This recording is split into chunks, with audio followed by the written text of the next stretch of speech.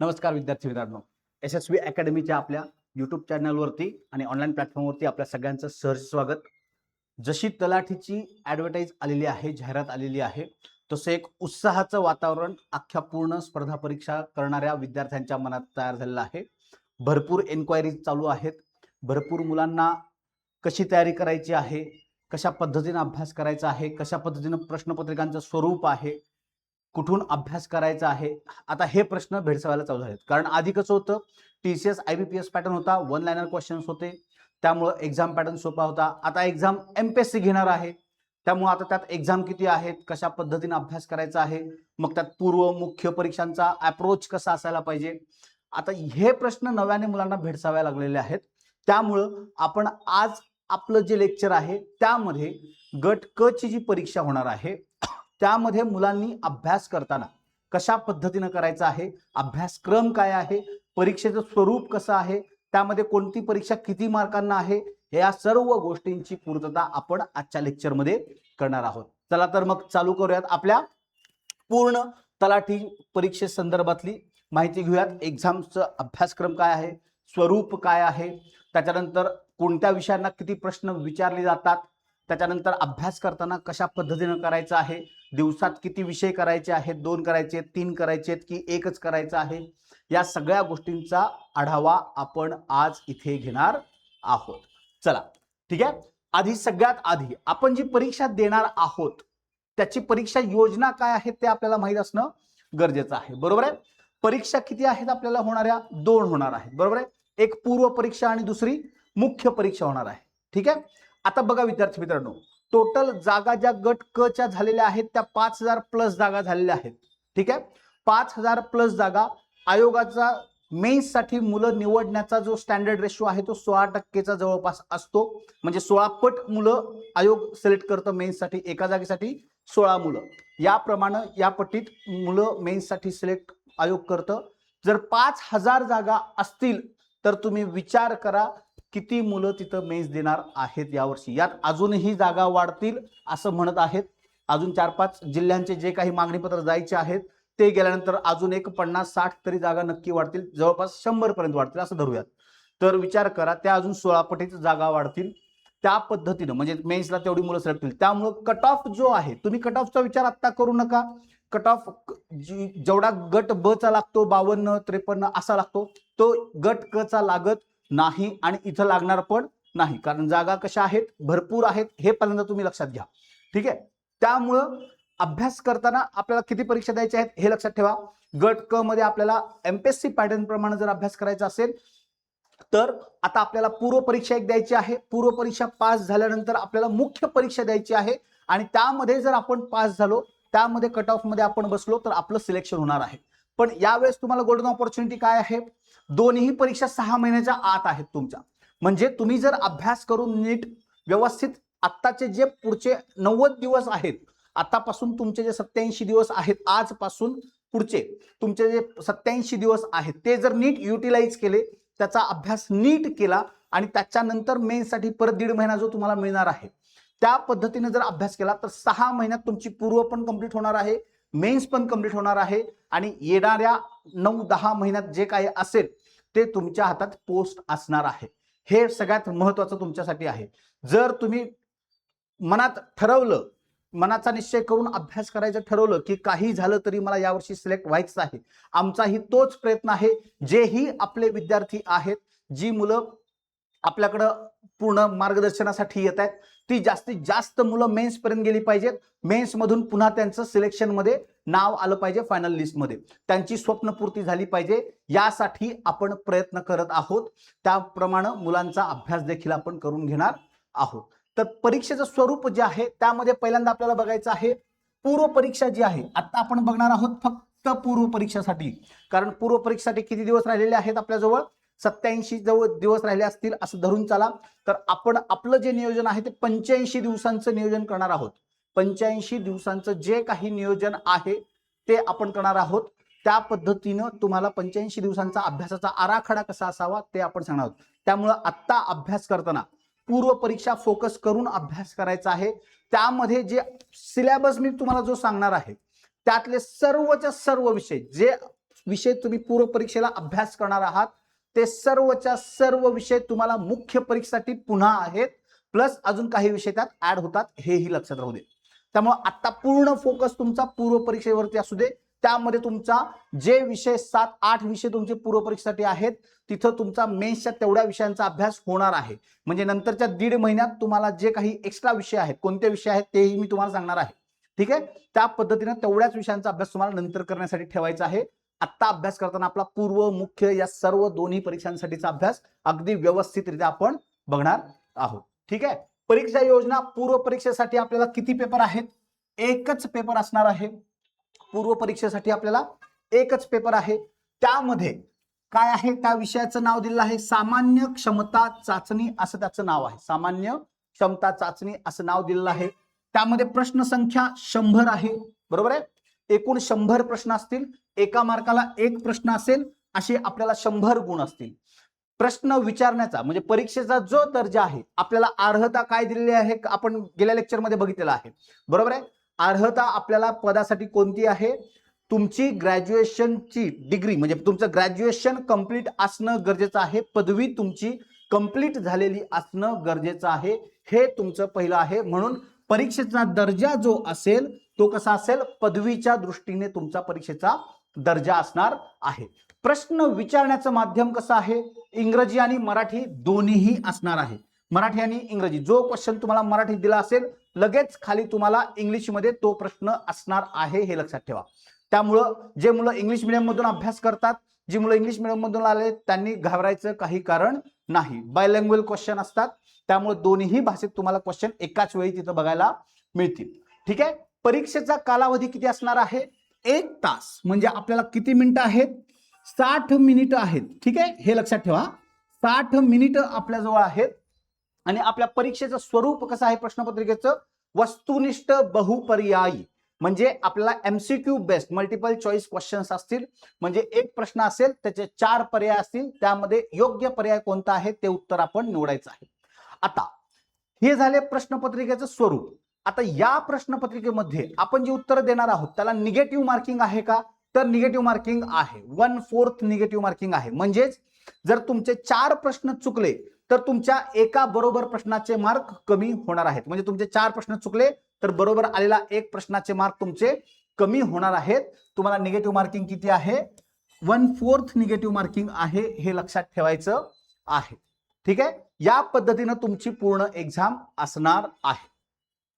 त्याच्यानंतर आता अभ्यासक्रमात आपल्याला परीक्षेसाठी कोणते विषय अभ्यासायचे आहेत ते आपल्याला बघायचं आहे. बरोबर आहे, सगळ्यात महत्वाचा पार्ट आहे. जे विषय आपल्याला इथं दिसत आहेत तेच विषय पुन्हा आपल्याला कुठं आहेत? मेन्स मध्ये आहेत. त्यामुळे अभ्यास करताना पूर्व परीक्षेचा अगदी व्यवस्थित शांत डोकं ठेवून एकदम अभ्यास करायचा आहे. ठीक आहे, काटेकोर नियोजन तुमचं असणं गरजेचं आहे, जेणेकरून आता जो कमी कालावधी आहे प्री आणि मेन्स मधला त्यामध्ये आपल्याला अभ्यास कव्हर करायचा आहे. त्यामुळं आपल्याला प्रीचाच अभ्यास करताना अगदी व्यवस्थित करायचा आहे, जेणेकरून याची नंतर फक्त आपल्याला रिव्हिजन करायची आहे 1.5 महिन्यामध्ये.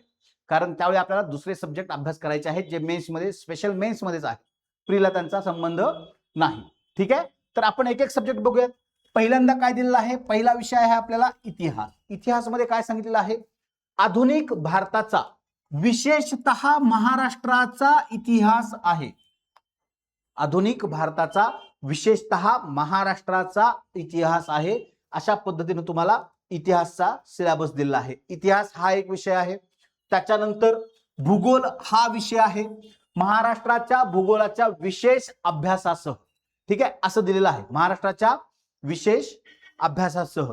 आता यामध्ये काय आहे? भूगोलामध्ये यामध्ये तुम्हाला भारताचा भूगोलही करायचा आहे, महाराष्ट्राचा भूगोलही करायचा आहे.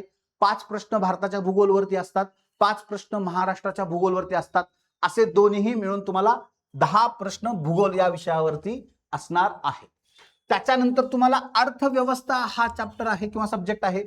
अर्थव्यवस्था मध्ये तुम्हाला काय आहे?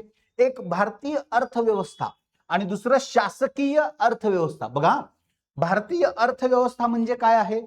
त्यामध्ये आपलं दारिद्र्य आहे, उत्पन्न आहे, राष्ट्रीय उत्पन्न आहे, उद्योग आहे, शेतीसाठी ज्या काही तरतुदी असतात त्या आहेत, परकीय व्यापार असेल, बँकिंग व्यवस्था असेल, त्याच्यानंतर लोकसंख्या जी आहे ते असेल, बेरोजगारी असतील, त्याच्यावरती असणारे उपाय असतील, हे सगळे आपल्याला कुठे बघायचे आहेत? भारतीय अर्थव्यवस्थेमध्ये. मग शासकीय अर्थव्यवस्था म्हणजे या तरतुदी करण्यासाठी आपण ज्या गोष्टी करतो, म्हणजे अर्थसंकल्पामधून आपण या गोष्टींची तरतूद करतो, म्हणजेच त्या झाल्या शासकीय अर्थव्यवस्था. म्हणजेच अर्थसंकल्प आहे, अर्थसंकल्प केल्यानंतर आपण ज्या तरतुदींमध्ये पैसा खर्च करतो त्याचं ऑडिट असेल, लेखा व लेखा परीक्षण ज्याला आपण म्हणतो, या गोष्टींचा अभ्यास आपल्याला अर्थव्यवस्था या सब्जेक्टमध्ये करायचा आहे. ठीक आहे. त्याच्यानंतर चालू घडामोडी हा एक पार्ट आहे. जागतिक तसेच महाराष्ट्रासह भारतातील चालू घडामोडींचा अभ्यास आपल्याला करायचा आहे, हे पण लक्षात राहू दे. ठीक आहे. चालू घडामोडी अतिशय म्हणजे गेल्या वर्षी आता कंबाईनची जी एक्झाम झाली त्यामध्ये 2-3 वर्षापूर्वीचे प्रश्न विचारलेले आहेत, त्यामुळे मुलांनी भरपूर हे केलं होतं, मुलं भरपूर कन्फ्यूज झाली की करंटचं कितीपर्यंत वाचायचं. अशी एखाद दुसरी एक्झाम असते, कधीतरी आयोग एकदा असं काहीतरी विचारतं, त्यामुळे सर्वच एक्झामला असं विचारेल असं नसतं. ठीक आहे. चालू घडामोडीचा अभ्यास करताना आपल्याला कधीपर्यंतचा करायचा आहे? परीक्षेची जी जाहिरात आहे किंवा परीक्षेची तारीख आहे तिथून मागे 1 वर्षापर्यंतचा ऍटलिस्ट आपला अभ्यास असणं गरजेचा आहे. ठीक आहे. त्याच्यानंतर राज्यशास्त्र म्हणजेच पॉलिटी जे आहे, त्यामध्ये राज्यघटना असेल, राज्यघटनेची निर्मिती असेल, आपले मूलभूत हक्क असतील, मार्गदर्शक तत्वे असतील, मूलभूत कर्तव्ये असतील, त्याच्यानंतर संसदीय व्यवस्था असेल, त्यामध्ये राष्ट्रपती, उपराष्ट्रपती, पंतप्रधान, मंत्रिमंडळ, महान्यायवादी, संसदेमध्ये चालणारं कामकाज असेल, या पद्धती, तसेच राज्य शासन असेल, समान राज्यपाल, मुख्यमंत्री, मंत्रिमंडळ, परत महाधिवक्ता, या गोष्टी आहेत. घटनात्मक संस्था आहेत, बिगर घटनात्मक संस्था आहेत, त्याच्यानंतर आपलं निवडणूक आयोग आहे, लोकसेवा आयोग आहे, अनुसूची ज्या आहेत त्या आहेत, भाषा विषय जो आहे तो आहे, केंद्र राज्य संबंध आहे, आणीबाणी आहे, घटना दुरुस्ती आहे, न्याय व्यवस्था आहे. या सगळ्यांचा अभ्यास आपल्याला कुठे करायचा आहे? राज्यशास्त्र या सब्जेक्टमध्ये आपल्याला अभ्यास करायचा आहे. ठीक आहे. आता त्याच्यानंतर महत्वाचा विषय सामान्य विज्ञान, ज्याच्यावरती तुमचं मेरिट ठरलेलं असतं. बघा, मी तुम्हाला सांगतो की मेरिट कुठे ठरलं असतं. हे झालं अभ्यासक्रम एकदा बघितला की मी तुम्हाला पूर्ण अभ्यासाचं ज्यावेळी नियोजन सांगेन त्यावेळी सांगेन की तुमचं मेरिट नक्की कशावरती ठरलेलं असतं. ठीक आहे. सामान्य विज्ञान मध्ये फक्त सामान्य विज्ञान करायचं आहे. जनरल सायन्स म्हणजे काय आहे, त्यात तुम्हाला फक्त इथं एक सब्जेक्टचं इथं नाव दिसतंय, पण यामध्ये आपल्याला फिजिक्स, केमिस्ट्री, बायोलॉजी हे पूर्ण करायचं आहे. म्हणजे एका सब्जेक्टमध्ये हे 3 सब्जेक्ट ऍड आहेत, हे लक्षात घ्या. पहिल्यांदा भौतिकशास्त्र आहे, मग रसायनशास्त्र आहे, मग प्राणीशास्त्र म्हणजे झूलॉजी आहे, मग वनस्पतीशास्त्र म्हणजे बॉटनी आहे, आणि आरोग्यशास्त्र म्हणजे हायजीन. अशा 5 प्रकारे तुम्हाला प्रत्येक ह्याच्यावरती पॉइंटवरती यातले 3-3 क्वेश्चन असतात. असे सामान्य विज्ञानचे 15 क्वेश्चन असतात, हे लक्षात घ्या. ठीक आहे. त्याच्यानंतर आहे अंकगणित. ठीक आहे. अंकगणित आणि बुद्धिमत्ता. आता यामध्ये हा जो पॉइंट आहे, हे जे 2 विषय आहेत, अंकगणित, बुद्धिमत्ता आणि सामान्य विज्ञान, या 2च विषयांनी मिळून एकूण 100 प्रश्नांपैकी तुमचे 35 प्रश्न जे आहेत, किती? 35 प्रश्न या 2च सब्जेक्ट वरती म्हणजे या 3 पॉइंट्स वरती असतात. अंकगणित वरती 10, बुद्धिमत्तावरती 10 आणि सामान्य विज्ञानवरती 15. आणि हेच विषय तुम्ही मेरिट मध्ये असाल की नाही हे ठरवतात. त्यामुळे अख्ख्या पूर्ण प्रोसेसमध्ये तुम्हाला या विषयांवरती थोडा जास्त भर देऊन अभ्यास करायचा आहे, हेही लक्षात ठेवा. ठीक आहे. त्याच्यानंतर बघा, ठीक आहे, त्याच्यानंतर आता आपण विषय बघितलेले आहेत. मग विषयानुरूप प्रश्न संख्या कशी असते ते आपल्याला बघायचं आहे, जेणेकरून आपल्याला अभ्यासाला वेळ कुठल्या विषयाला किती द्यायचा हे कळेल. बरोबर आहे. मग इतिहासासाठी किती प्रश्न असतात? 10 प्रश्न असतात. त्याच्यानंतर भूगोलवरती महाराष्ट्राचा भूगोल प्लस भारताचा भूगोल असा दोन्ही असतो. 5 प्रश्न महाराष्ट्राचे, 5 प्रश्न भारताच्या भूगोलचे, असे मिळून तुम्हाला इथं 10 प्रश्न विचारले जातात. अर्थव्यवस्थावरती तुम्हाला 15 प्रश्न विचारले जातात. राज्यशास्त्रावरती 15 प्रश्न आहेत. चालू घडामोडीवरती 15 प्रश्न आहेत. सामान्य विज्ञानावरती 15 प्रश्न आहेत. आणि अंकगणित व बुद्धिमत्तावरती तुम्हाला 20 प्रश्न आहेत. अंकगणित वरती 10 असतील, बुद्धिमत्तावरती 10 प्रश्न असतील.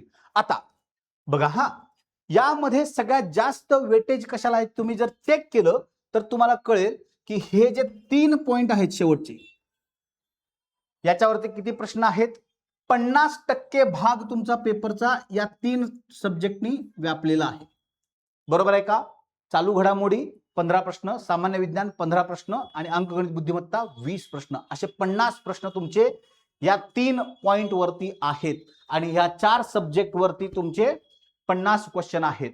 आता या 4 सब्जेक्ट मध्ये पूर्ण महाराष्ट्रभर मुलांचा अभ्यास भरपूर असतो, कारण फॅक्च्युअल डेटा असतो, भरपूर पाठांतर असतं मुलांचं. पाठ करून करून करून रट्टा मारून मारून मारून मुलं यात ऍव्हरेज मार्क्स सगळ्या महाराष्ट्राला पडतात. मग चालू होते तुमची परीक्षा. कट ऑफ मध्ये आपण बसणार की नाही ही शर्यत, आणि त्या शर्यतीमध्ये कोण पुढे जाईल, जे या 3 सब्जेक्ट मध्ये चांगले मार्क्स घेतील ती मुलं त्या रेसमध्ये पुढे जातील. आणि हा तुमचा अभ्यासाचा पॅटर्न आहे, हे नीट लक्षात ठेवा. त्यामुळे आपल्याला फोकस करताना, अभ्यास करताना कोणत्या विषयांवरती फोकस करायचा आहे या गोष्टींचा जरा नीट विचार करा शांततेत. जागा भरपूर आहेत, कट ऑफचं टेन्शन अजिबात घेऊ नका. ठीक आहे, जवळपास 90,000 मुलं मेन्स देतील त्यावेळेस. मग 90,000 मुलं जर सिलेक्ट करायचे असतील तर विचार करा कट ऑफ किती खाली येईल. गेल्या वर्षी 7,000 जागा होत्या तर 19 कट ऑफ लागला होता. आता 5,000 जागा आहेत, अजून त्यात वाढतील. मग जवळपास किती लागेल कट ऑफ असं पकडून जा, अंदाजे पकडून जा. ढोबळमाने आता 30 पर्यंत धरूया आपण. ठीक आहे, 25 ते 30च्या दरम्यान काहीतरी कट ऑफ लागण्याचे चान्सेस आहेत असं आपण पकडून चालू. ठीक आहे, कट ऑफ आधी कुणीही सांगू शकत नाही. आपण एक ढोबळमांना अंदाज सांगतोय की बाबा असं लागू शकेल का तर तेवढ्या जागा आहेत म्हणून. पण कट ऑफ कसा ठरतो, त्यावेळी असणारी मुलांची उपस्थिती, प्रश्नपत्रिकेचं स्वरूप कसं आहे, पेपर टफ आहे, सोपा आहे, मॉडरेट आहे, या सगळ्या गोष्टींवरती कट ऑफ तुमचा ठरलेला असतो. त्यामुळे कट ऑफ आधी कुणीही सांगू शकत नाही, हे लक्षात ठेवा. ठीक आहे, त्यामुळं आपल्याला लक्षात काय ठेवायचं आहे, कोणत्या विषयाला आपल्याला किती वेळ द्यायचा आहे, कोणत्या विषयाला किती प्रश्न संख्या असते प्रिलिम मध्ये, यावरती आपल्याला काम करायचं आहे, हे लक्षात ठेवा. त्याच्यानंतर अभ्यासाचं नियोजन जे आहे आपलं ते कसं असलं पाहिजे. आता जे महत्वाचे सब्जेक्ट आहेत त्यापैकी अंकगणित, बुद्धिमत्ता आणि चालू घडामोडी. अंकगणित, बुद्धिमत्ता आणि चालू घडामोडी जे आपले 80 दिवस आहेत. आता हे जे शेड्यूल असणार आहे मी सांगणार आहे ते आपलं पुढचं किती दिवसांसाठी असणार आहे, 85 दिवसांसाठी असणार आहे. किती दिवसांसाठी, 85 दिवसांसाठी असणार आहे. बरोबर आहे. आता त्यामध्ये जर तुम्ही पकडलं तर तुमच्या रिव्हिजनसाठी तुम्हाला वेळ द्यावा लागेल. बरोबर आहे. जर 85 दिवस आपण पकडले तर 60 दिवसात तुमचा पुढचा अभ्यास तुम्हाला कव्हर करायचा आहे, एवढं लक्षात ठेवा. 60 दिवसात तुम्हाला अभ्यास कव्हर करायचा आहे आणि पुढचे जे 25 दिवस आहेत त्यात तुम्हाला रिव्हिजन, 2 रिव्हिजन करायचे आहेत, एवढं लक्षात ठेवा. ठीक आहे, मग त्यासाठी आपण जे 60 दिवस अभ्यास करणार आहोत, म्हणजे आपल्याला अभ्यास कधी करायचा आहे, 85 दिवसापर्यंत करायचा आहे. बरोबर आहे. मग एक्झाम पर्यंत करायचं आहे. मग तोपर्यंत आपल्याला डेली बेसिसवरती कुठले विषय करायचे आहेत, अंकगणित करायचं आहे, बुद्धिमत्ता करायचं आहे आणि चालू घडामोडी रोज करायचं आहे. डेली अंकगणित, बुद्धिमत्ता डेली करायचं आहे. त्याच्यानंतर चालू घडामोडी पण तुम्हाला डेली करायचं आहे. त्या पद्धतीनं तुम्हाला यांचा अभ्यास करावा लागेल, हे लक्षात राहू दे. ठीक आहे, हे डेली बेसिसवरती केलं तुम्ही, हे 3 विषय गेले, उरले किती तुमच्या जवळ, हे 5 उरले, इतिहास, भूगोल, अर्थव्यवस्था, राज्यशास्त्र, सामान्य विज्ञान. आता उरलेले तुमच्याजवळ दिवस किती आहेत, 60 दिवसात आपल्याला हे विषय संपवायचे आहेत. हे तर डेली बेसिसवरती आहेत, हे रोज करायचेच आहेत आपल्याला न चुकता. जर आपल्याला परीक्षा पास व्हायची आहे तर आपल्याला न चुकता हे विषय करायचे आहेत. मित्रांनो, हे लक्षात घ्या. आपल्याला परीक्षा पास व्हायची असेल तर आपल्याला अंकगणित, बुद्धिमत्तामध्ये स्कोअर करणं गरजेचं आहे.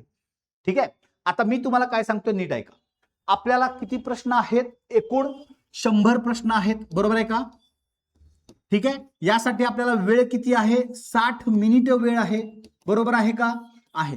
म्हणजेच आपल्याला एक प्रश्न सोडवण्यासाठी, परीक्षेमध्ये एक प्रश्न सोडवण्यासाठी आपल्याला फक्त 36 सेकंद आहेत. 36 सेकंदात तुम्हाला 100 प्रश्न सोडवायचे आहेत. तुम्ही गट ब ची जी परीक्षा दिलेली मुलं आहेत त्यांना एकदा विचारून बघा, 100 प्रश्न सोडवता येतात का एका तासात. वेळ मिळत नाही असं मुलांचं म्हणणं असतं. का तर अंकगणित, बुद्धिमत्तामध्ये त्यांना वेळ कमी पडलेला असतो. का तर त्याची प्रॅक्टिस त्यांनी व्यवस्थित केलेली नसते, म्हणून ते प्रॉब्लेम येतात. ठीक आहे, त्यामुळं 36 सेकंदात जर आपल्याला एक मॅथ्स आणि रिजनिंग पण सोडवायचं आहे तर आपल्याला विचार करा याची प्रॅक्टिस आपल्याला कशी आणि किती करणं गरजेचं आहे. म्हणून हे आपल्याला कसं करायचं आहे, डेली बेसिसमध्ये करायचं. याची जेवढी आपण प्रॅक्टिस करू तेवढा आपला प्री पास होण्याचा चान्स सगळ्यात जास्त आहे. आता एक लक्षात ठेवा, प्रिलिमला अंकगणित बुद्धिमत्ता किती मार्कला आहे?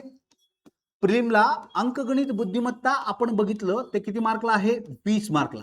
आणि तेच मेन्समध्ये तेच किती मार्कांना आहे? 22 मार्कांसाठी अंकगणित बुद्धिमत्ता आहे. मेन्समध्ये 22 मार्कांसाठी अंकगणित बुद्धिमत्ता आहे, हेही लक्षात ठेवा. ठीक आहे. त्यामुळं अंकगणित बुद्धिमत्ता किती महत्वाचं आहे हे तुम्ही समजून घ्या. त्यामुळं याला आपण डेली बेसिसवरती ठेवलेलं आहे. डेली बेसिसवरती का ठेवलेलं आहे? तर हे कारण आहे कारण मेन्समध्ये याच्यावरती आपल्याला 22 प्रश्न असणार आहेत आणि प्रिलिममध्ये 20 प्रश्न असणार आहेत. त्यामुळे याचा अभ्यास आपल्याला दररोज न चुकता याची प्रॅक्टिस करणं कंपल्सरी आहे. त्याच्यानंतर इतर विषयांमध्ये कोणतेही 2 विषय तुम्ही डेली घ्या. कोणतेही 2 विषय डेली घ्या आणि त्यांना डिवाइड करताना तुम्ही 20-20 दिवसात करा. तुम्ही कोणतेही विषय घ्या यातले तुमच्या सोयीने. इतिहास राज्यशास्त्र घ्या किंवा भूगोल राज्यशास्त्र घ्या, इतिहास अर्थव्यवस्था घ्या आणि विज्ञानला वेगळा वेळ द्या. मग जर विज्ञान तुमचं 15 दिवसात होत असेल तर वेल अँड गुड, तुम्हाला जास्त मार्क अजून दिवस मिळतात अभ्यासाला, 5 दिवस वगैरे. आपण इथं काय केलेलं आहे, प्रत्येकासाठी 20 दिवस 2 सब्जेक्ट, बरोबर आहे का? 20 दिवसात 2 सब्जेक्ट संपवायचे आहेत. डेली 2 सब्जेक्ट घ्यायचे आहेत आणि आपला अभ्यास संपवायचा आहे. Daily 2 subject. त्याप्रमाणे आता आपण पुढच्या लेक्चरमध्ये आपण हे पण बघणार आहोत की कोणत्या विषयाला कोणते टॉपिक करणं गरजेचं आहे.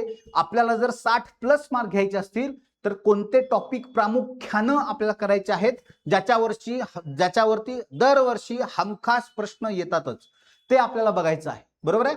मग ते पुढच्या लेक्चरमध्ये आपण घेणारच आहोत की कोणत्या सब्जेक्टसाठी कोणते टॉपिक करणं गरजेचं आहे. मग त्यानुसार तुम्हाला त्या अभ्यासाची स्ट्रॅटेजी अजून क्लिअर होईल. हे जे 20-20 दिवसांचं शेड्यूल आहे ना, त्यामध्ये तुम्हाला 2-2 विषय संपवायचे आहेत, हे लक्षात राहू. ठीक आहे. 2-2 विषय डेली 2 विषय घ्या, तुम्ही संपवा. ठीक आहे. 10-10 दिवस जरी एकेका विषय, रोज एक विषय जरी केला तुम्ही यातला आणि 10-10 दिवस दिले तरी तुमचे किती दिवसात होतात? 50 दिवसात तुमचे हे 5 विषय होऊन जातात. ठीक आहे.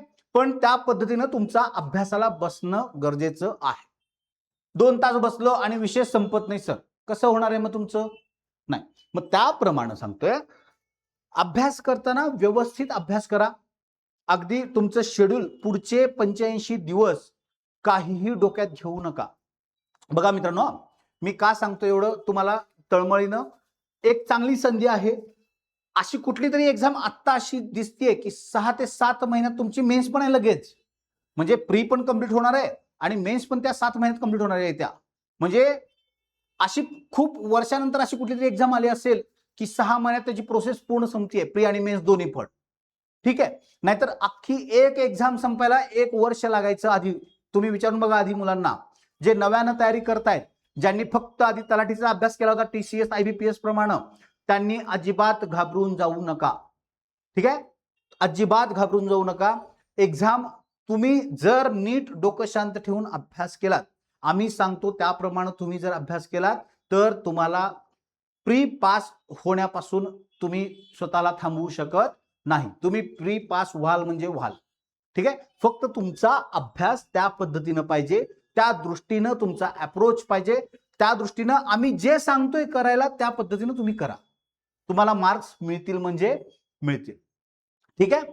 बघा आता यामध्ये तुम्हाला काय करायचं आहे, रोज दोन सब्जेक्ट घेतले तर 20 दिवसात संपवा. रोज एकच घ्यायचा असेल यातला सब्जेक्ट तर 10 दिवस एका सब्जेक्टला देऊन तो विषय संपवा. ठीक आहे. किंवा 12-12 दिवस दिले तरी तुमचा विषय 60 दिवसात संपतील. ठीक आहे. या पद्धतीने जर तुम्ही अभ्यास केलात तर तुमचा अभ्यास अगदी व्यवस्थित होतो. फक्त डोकं शांत ठेवून अभ्यास करा. डेली बेसवरती आपल्याला काय करायचं आहे, अंकगणित बुद्धिमत्ता आणि चालू घडामोडी. चालू घडामोडी डेली अर्धा तास ते 1 तासच वाचायच्या. 1 तास धरून चला, 1 तास फक्त तुम्हाला चालू घडामोडी वाचायचा आहे. 1च तास. ठीक आहे. तुम्हाला 1 तास अंकगणितचं रोज प्रॅक्टिस करा. एक चॅप्टर रोज 1 चॅप्टर करा. ते संपला की बुद्धिमत्ता घ्या. किंवा जर तुम्हाला वाटत असेल कॉन्फिडन्स वाढवायचा आहे स्वतःचा अभ्यास करतानाचा, मला मार्क्स मिळतील म्हणून, तर आधी बुद्धिमत्ता चालू करा. तुलनेनं सोपं आहे. लगेच समजतं, कारण त्यात फक्त लॉजिक लावायचं आहे तुम्हाला. त्यामुळे बुद्धिमत्ता आधी करा, रोज एक चॅप्टर करा. त्या पद्धतीने जर अभ्यास केलात तर तुमचा कॉन्फिडन्स बूस्ट होईल, तुम्हाला आत्मविश्वास वाढेल, जेणेकरून ह्या विषयांचा अभ्यास करताना तुम्हाला खूप फायदा होईल त्याचा. बघा, 80-85 दिवसात आपल्याला अभ्यास संपवायचा आहे, तर स्वतःचा आत्मविश्वास सुद्धा वाढवत जाणं गरजेचं आहे. तुमचा सेल्फ कॉन्फिडन्स तिथं तुम्हाला वाढवत जायचा आहे. तुमचा पॉझिटिव्हनेस वाढेल. सेल्फ कॉन्फिडन्स जेवढा वाढेल तेवढा तुमचा परीक्षेबद्दलचा पॉझिटिव्हनेस वाढेल, आणि जेवढा पॉझिटिव्हनेस वाढेल तेवढा तुमचा रिझल्टवरती त्याचा इम्पॅक्ट होईल. रिझल्ट तुमच्या जवळ जास्त येईल.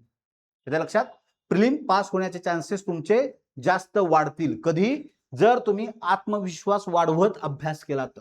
आत्मविश्वास एकदम एका दिवसात वाढणार नाही. रोज थोडं थोडं थोडं केल्यानंतर तो आत्मविश्वास वाढेल.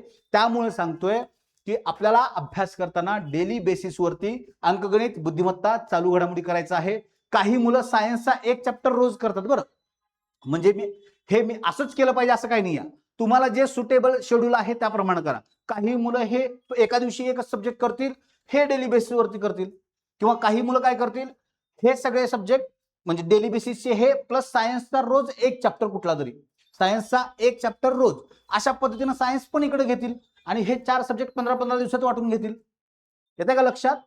म्हणजे या 60 दिवसात तुमचा हा 4 सब्जेक्टचा अभ्यास होईल, आणि हे सामान्य विज्ञान जर इकडे घेतलं डेली बेसला तर सामान्य विज्ञानचा पण अभ्यास तुमचा डेली होतो. मग त्या पद्धतीनं पण काही मुलं करतात. जिथं तुमचं वेटेज आहे, जे तुम्हाला सोयीस्कर आहे त्या पद्धतीनं याला फक्त तुम्ही फ्लक्च्युएट करा. ठीक आहे? फक्त तुमचं डेली बेसिसवरती असलं पाहिजेच. म्हणजे काय? अंकगणित, बुद्धिमत्ता, चालू घडामोडी, यात काही बदल करायचा नाही. बाकी तुम्ही कसंही करा, पण यात काही बदल होऊ देऊ नका. कारण बघा, या वर्षी परीक्षेमध्ये चालू घडामोडीला मुलांना मार्क मिळाले नाहीत. अक्षरशः निगेटिव्ह मार्क मिळाले काही मुलांना. का तर लास्ट मोमेंटला पुस्तक घ्यायचं कुठलं तरी आणि वाचून काढायचं मग. आणि लास्ट मोमेंटला जेव्हा आपण अभ्यास करतो, मग त्यावेळी आपल्याला लास्ट मोमेंटला तयारीला आपण जसे मार्क मिळतात किंवा जसे रिस्पॉन्स मिळतो तसाच तिथं परीक्षेत पण आपल्याला रिस्पॉन्स मिळतो. मग तिथं आपल्याला मार्क्स मिळत नाहीत. त्यामुळे आपल्याला काय करायचं आहे, अभ्यास करताना तुम्हाला अगदी व्यवस्थित करायचा आहे. त्याच्यानंतर बघा, आता 60 दिवसांचं नियोजन झालं. मग उरले किती दिवस आपल्याजवळ? 25 दिवस उरलेले आहेत. मग आपले जे डेली बेसिसवरती अंकगणित, बुद्धिमत्ता, चालू घडामोडी डेली बेसिसवरती आहे. बाकीच्या 5 सब्जेक्टमध्ये 3-3 दिवसाला एक सब्जेक्ट. या पद्धतीनं तुम्ही 15 दिवसांमध्ये शेवटची एक पहिली रिव्हिजन करून घ्यायची आहे. तुमची जी पहिली रिव्हिजन आहे ती त्या 15 दिवसांमध्ये करून घ्यायची आहे. आणि त्याच्यानंतर 2-2 दिवस प्रत्येक सब्जेक्टला देऊन 10 दिवसामध्ये तुमची सेकंड रिव्हिजन द्यायची आहे. आता ही जे रिव्हिजन आपण करणार आहोत 25 दिवस, म्हणजे तुमचं पहिल्यांदा अभ्यास संपल्यानंतर त्यामध्ये तुमच्या टेस्ट सिरीज आहेत, तुमचं स्वतःचं अनालिसिस आहे की माझं काय राहिलेलं आहे का, काय बरोबर आहे का, काय चुकतंय का, या सगळ्या गोष्टींचा अभ्यास सुद्धा तुम्हाला इथं करायचा आहे. आता यात तुम्हाला घाबरून काहीच जायचं नाहीये. घाबरून काहीच जायचं नाहीये. आपण इथं काय करणार आहोत, आपल्या बॅच मध्ये आपण जी बॅच तलाठी भरतीसाठी किंवा ग्रुप सी साठी स्पेशल जी बॅच आपण चालू करत आहोत, त्यामध्ये आपण प्रत्येक विद्यार्थ्यावरती वैयक्तिक काम करणार आहोत. जी ही मुलं आपल्याकडे ऍडमिशन आहेत ती प्रत्येक मुलांवरती आपण वैयक्तिक काम करणार आहोत. बॅच पूर्णपणे नवीन असेल. आपली जी बॅच असणार आहे ती पूर्णपणे नवीन असणार आहे. सर्व लेक्चर लाईव्ह प्लस रेकॉर्डेड स्वरूपात असतील, जे लाईव्ह पण असतील आणि नंतर तुम्हाला ऍपमध्ये ते रेकॉर्डेड स्वरूपात सुद्धा बघायला येणार आहेत. त्यामुळे त्याचं काळजी करू नका. त्यामध्ये तुम्हाला आता कसं कसं काय काय असेल तेही मी तुम्हाला सांगतो. त्यामुळं आम्ही जर 85 दिवस तुमच्यासोबत आहोतच, 85 म्हणजे मेन्सचे पण नंतरचे दिवस आम्ही आहोतच, प्रीचे 85 दिवस प्लस मेन्सचे, अशा पद्धतीने आम्ही तुमच्यासोबत आहोतच अभ्यासासाठी, अभ्यास तुमचा करून घेण्यासाठी. पण तुम्हाला स्वतः अभ्यास करायचा असेल तर ढोबळमानानं तुम्ही अभ्यास कसा करावा त्याचं एक तुम्हाला अंदाज यावा, हा एक अंदाज यावा म्हणून आपण हे लेक्चर घेत आहोत. ठीक आहे? पहिल्यांदा 60 दिवसामध्ये तुमचा पूर्ण अभ्यास झाला पाहिजे. त्याच्यानंतर 15 दिवसांमध्ये तुमची पहिली रिव्हिजन झाली पाहिजे आणि नंतरच्या 10 दिवसांमध्ये तुमची सेकंड रिव्हिजन झाली पाहिजे. अशा पद्धतीने तुमच्या 2 रिव्हिजन सुद्धा इथं होतात मित्रांनो. म्हणजेच आपलं कसं आहे शेड्यूल, 60 दिवसांचा स्टडी, बरोबर आहे का, प्लस 15 दिवस आपलं रिव्हिजन, प्लस 10 दिवस सेकंड रिव्हिजन. या पद्धतीनं आपला अभ्यास असेल आणि नंतर आपण एक्झामला 2 दिवसांनी लगेच एक्झाम देण्यासाठी आपण मोकळे असू. या पद्धतीने तुम्हाला अभ्यास करायचा आहे. आता हे झालं आपलं अभ्यासाचं. बघा मित्रांनो, इथं मी तुम्हाला काय सांगतोय, तुमचा अभ्यास किती महत्वाचा आहे हे सांगतोय. आता 85 दिवस डोक्यात काही घेऊ नका, सण वार काही काही घेऊ नका. हे 85 दिवस जर तुम्ही नीट केलेत स्वतःसाठी, तुम्ही घरादाराचं कल्याण करणार आहात, अख्ख्या खानदानाचं कल्याण करणार आहात. दरवर्षी नंतर तुमचा सण तुम्ही अति उत्साहानं साजरा कराल, एवढं लक्षात ठेवा. त्यामुळे हे 85 दिवस हे अगदी झोकून द्या. 85 दिवस तुम्ही व्यवस्थित अभ्यास करा. फक्त प्रेशर घ्यायचं नाही, दडपण घेऊन अभ्यास करू नका. एकदम व्यवस्थित अभ्यास करा. शेड्यूल बघा, तुम्ही डिवाइड केलेले आहेत विषय. त्या विषय ज्यावेळी डिवाइड करता त्यावेळी त्यांना चॅप्टर मध्ये पण डिवाइड करा. आता आपण लेक्चर ज्यावेळी घेणार आहोत, म्हणजे पुढचं लेक्चर जे घेणार आहोत, प्रत्येक सब्जेक्टला कोणकोणते टॉपिक करायचे आहेत महत्वाचे, त्यामध्ये मग तुम्ही तसे दिवसांमध्ये बसवा त्यांना. त्या तुम्ही किती दिवस देत आहात त्या पद्धतीने तुम्ही त्यांना बसवा. त्या पद्धतीने तुमचा अभ्यास होतो व्यवस्थित. रोज 2-2 चॅप्टर जरी तुम्ही एकेका विषयाचे केले, किंवा 2 विषय तुम्ही घेतले असतील आणि 2-2 चॅप्टर जरी केले, तरी तुमचा तेवढ्या 20 दिवसात 2-2 सब्जेक्ट कंप्लीट होतात. पण तुम्ही त्या पद्धतीनं अभ्यास करणं गरजेचं आहे. त्या पद्धतीने तुमचा अप्रोच डेव्हलप करणं गरजेचं आहे. त्या पद्धतीने तुमचं डेडिकेशन सुद्धा असणं गरजेचं आहे. अतिशय उत्तम संधी बरं काही तुम्हाला, अतिशय उत्तम. 6 महिन्यात प्री मेन्स दोन्ही संपणार आहेत. त्यामुळे ही अतिशय उत्तम संधी आहे. एकदम झटकन तुमचं निकालात नाव असेल त्यावेळी तुम्ही गुलाल उधळायला मोकळे. ठीक आहे, एक डोक्यात ठेवा, यंदा गुलाल आपलाच, हे लक्षात ठेवून काम करायचं. यंदा गुलाल आपलाच एवढं म्हणायचं, रोज म्हणायचं न चुकता. तर आपण अभ्यासाला त्या पद्धतीने लागू. डोक्यात ठेवायचं, या वर्षी गुलाल उधळायचं म्हणजे उधळायचा. गुलाल आपल्याला उधळायचं आहे काही करून, एवढं लक्षात ठेवून तुम्ही अभ्यास चालू करा. बरोबर तुमचं कामकाज व्यवस्थित चालू करता तुम्ही. ठीक आहे. त्याच्यानंतर आता बघा, अभ्यासाची तयारी कशी करावी. आतापर्यंत आपण सिलेबस बघितलेला आहे, विषय बघितलेले आहेत, कोणत्या विषयांना किती मार्क्स आहेत हे बघितलेले आहेत. आता अभ्यासाची तयारी करताना कशी करायची आहे, तुम्ही स्वतः करणार असाल तर करा, काही प्रॉब्लेम नाही आहे. सेल्फ स्टडी पण करू शकता. पण एखादा क्लास कोणताही तुम्ही लावत असाल तर तो का लावायचा, तर आपल्या अभ्यासाला स्पीड मिळतो, एक व्यवस्थित डायरेक्शन मिळतं. नाहीतर आपण आपला अभ्यास करताना आपल्याला नियोजन नाही आहे, आपण नियोजन करत नाही, किंवा एखाद्या दिवशी ढिसाळ आपण राहतो, मूड ऑफ असतो, किंवा एखाद्या दिवशी अभ्यास नाही करू वाटत, मग ह्या गोष्टी चालू होतात. मग त्यामुळे एक एक दिवस आपण मागं पाडत जातो. ते टाळण्यासाठी म्हणून कुठला तरी एक क्लास लावायचा.